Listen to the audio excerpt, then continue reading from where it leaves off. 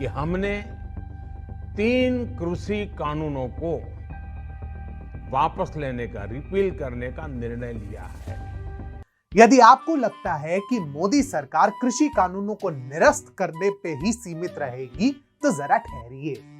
यह तो मात्र प्रारंभ है। मोदी सरकार द्वारा कथित तौर पर देश हित में कृषि कानूनों को वापस लेने के बाद अब खबर सामने आ रही है कि 1 नहीं, 2 नहीं, बल्कि 100 से अधिक कानूनों को खत्म करने पे विचार कर रही है। जी हां, आपने बिल्कुल सही सुना। मोदी सरकार 100 से अधिक कानूनों को निरस्त कर सकती है और कई कानूनों में व्यापक बदलाव भी कर सकती है। नमस्कार, आप देख रहे हैं TFI, भारत का सबसे बड़ा ऑल्टरनेट न्यूज मीडिया पोर्टल, और मैं अनिमेश पांडे आपको बताऊंगा कि आखिर सरकार किन कानूनों को खत्म करने पर विचार कर रही है और किन कानूनों में बदलाव की संभावना है। तो अविलंब प्रारंभ करते हैं। दरअसल केंद्र सरकार में कानून मंत्रालय के राज्य मंत्री SP बघेल ने बीते दिनों मीडिया को बताया कि केवल 3 कृषि कानून ही नहीं, बल्कि 100 से अधिक कानून इस शीतकालीन सत्र में हटाए जा सकते हैं। जयपुर में एक कार्यक्रम के दौरान उन्होंने कहा कि ब्रिटिश शासन के दौरान ऐसे कानून जो आज के समय में अप्रासंगिक हैं, उन्हें हटाया जा सकता है।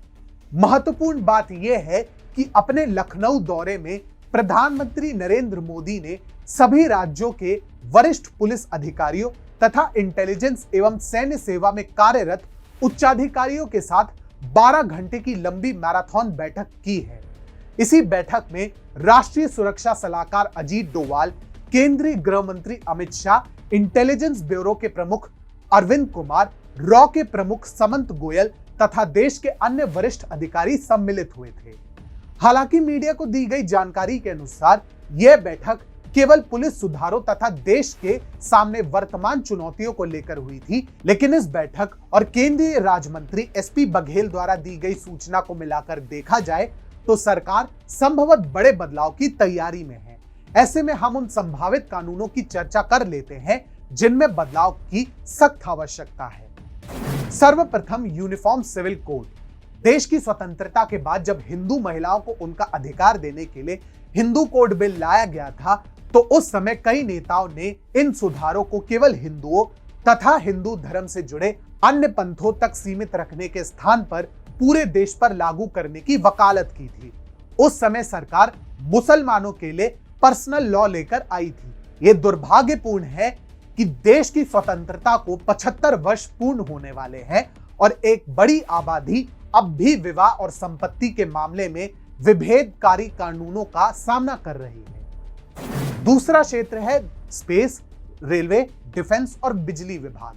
हाल ही में सरकार ने ISPA की स्थापना करके स्पेस सेक्टर में निजीकरण को आकर्षित करने के लिए पहला कदम बढ़ा दिया है।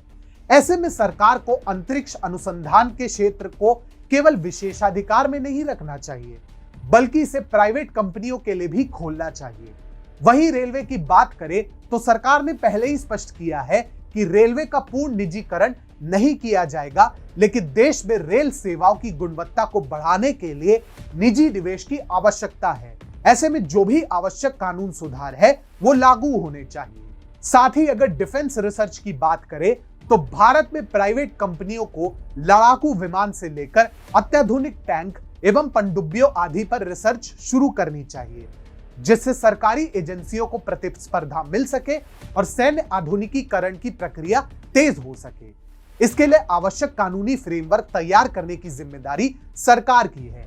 वहीं बिजली विभाग में व्याप्त भ्रष्टाचार की कहानी बार बार दोहराने की आवश्यकता नहीं है, क्योंकि इससे हर भारतीय परिचित है। यह ऐसा क्षेत्र है जहां सुधार की तत्काल आवश्यकता है। तीसरा है हिंदू मंदिरों की व्यथा। यह भारत में हिंदू मंदिर एकमात्र ऐसे धार्मिक संस्थान है जिनका नियंत्रण सरकार के हाथ में है और सामाजिक कल्याण के नाम पर सरकार हिंदू मंदिरों को मिलने वाले दान पर कब्जा कर लेती है। एक और मिशनरियों और मदरसों को सरकारी फंडिंग मिलती है, जिसका प्रयोग वो लोगों के कन्वर्जन में कर रहे हैं। वहीं दूसरी ओर हिंदू मंदिरों के पैसों से चलने वाले शिक्षण संस्थानों में भी हिंदू मान्यताओं का मजाक बनाया जाता है तथा देवी देवताओं का अपमान किया जाता है। हालांकि केंद्र सरकार ने कभी भी इस प्रकार के सुधार के लिए कोई दृढ़ संकल्प नहीं दिखाया है, लेकिन यदि इस क्षेत्र में सुधार लागू होते हैं तो ये एक ऐतिहासिक बदलाव होगा। इसके अतिरिक्त भारत में पुलिसिंग, म्युनिसिपैलिटी, ट्रेजरी आदि से जुड़े कई ऐसे कानून हैं जो वर्तमान समय में पूर्णतः प्रासंगिक हैं।